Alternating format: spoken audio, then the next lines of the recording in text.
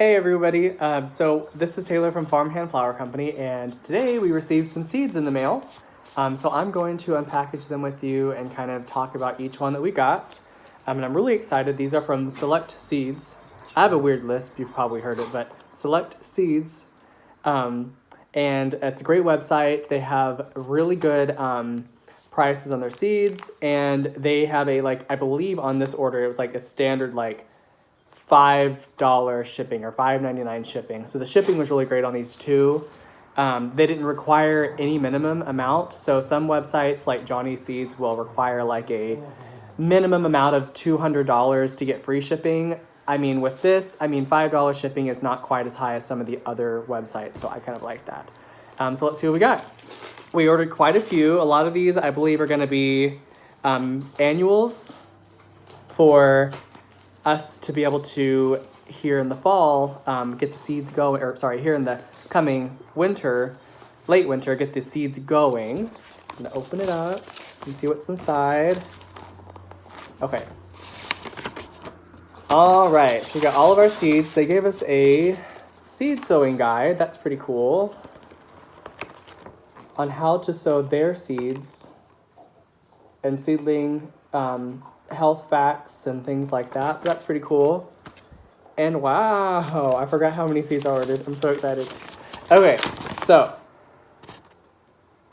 yeah, no, shipping and handling was $4.95.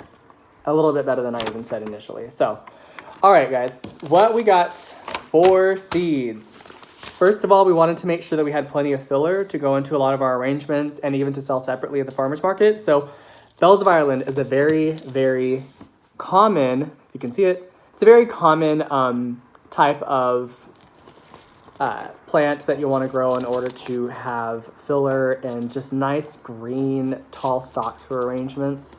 That and they are just, they're eye-popping, so they're beautiful. Even alone, they're pretty, to be honest. But we've got plenty of Bells of Ireland, a packet of those. Celosia, and this one's called Thompson's Suburb Feathered Mix. Organic as well. Manuel loves celosia, also another great flower as well as filler. They've got long, beautiful stalks with feathery blooms, so those are going to be definitely another fun one to grow in the garden.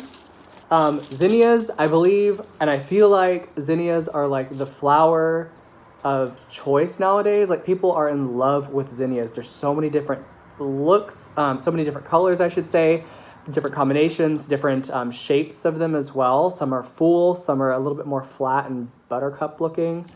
But we got these Zinnia Oklahoma Salmon. We want to stay close to our pinks and our nudes on our arrangements, so we have like more of a softer bouquet. So these are beautiful here. While I'm going to go ahead and just pull out the next thing of zinnias, because I know there's another packet of them. There's not a photo in here. It looks like it's just one of their generic seed packets, but this is the Zinnia Queen Lime Red, or Queenie Red Lime, if you will. These are probably one of the most popular right now. They go very fast on the websites. I was actually, the only reason I found Select Seeds websites was because I wanted these seeds, and Johnny's Seeds was sold out and Eden Brothers was also sold out. So we got a little lucky on that. But they're beautiful. They're pink, and then I believe as you get to the center, they start to turn like a lime color. But they are just this combination that is absolutely beautiful. More filler for the garden. We got Honeywort Kiwi Blue. They have a really beautiful, it's almost like a purpley blue green. They just have this beautiful type of like color to them that I think is really striking in arrangements, as well as beautiful flowers that will pop out also. But it's another great filler, as well as the Bells of Ireland, to kind of include into your bouquet to give it more of a voluptuous look. I don't know how else to say that. There's a second packet of more Honeywort. Actually, in Floret Farm's book, they also call out Honeywort as a filler. Also, they call out the Bells of Ireland as a filler. So, you know, when it comes down to seeing what other flower farms do in order to have these things for their arrangements, I like to read about different farms, and they are one of them that gave the ideas for those too. So I'm excited to see how they look. We have calendula, and I hope I'm not saying that wrong, but calendula ivory princess. They have a look like sunflowers. They're beautiful. They've got like a butter yellow color to them. Those will be beautiful in the garden. Oh my gosh, petals add appetizing color and mild flavor to salads and are a valued healing herb. So, I did not know that. I'm learning. That's great. And then the last two that I've got here are Snapdragons, University of California. Those are going to be so stinking pretty, you guys. These are also another tall, stocky flowering plant. So these are going to look beautiful in the different arrangements that we have too. And again, we're sticking with that soft color palette, pardon me. I'm looking at a packet. That soft color palette to make our arrangements so nothing is too loud or too out of the palette that we want. And the very last one here, and I'm probably going to say this one wrong, is Ageratum Red Bouquet is what this is called. This one here is just a really pretty flower. It's got kind of a spread to it. So I kind of got this assuming this might be a nice filler. They've got like a fuzzy, like almost pincushiony looking flower to them. And again, they kind of align with the color palette that we're going with, something that's going to be very kind of pinky, but at the same time, not overwhelming. The purple might be a little dark, but it's also going to be another beautiful soft texture to add to these bouquets as well. So it's not so many hardy flowers, but you've got a sprinkle of this texture throughout each bouquet too.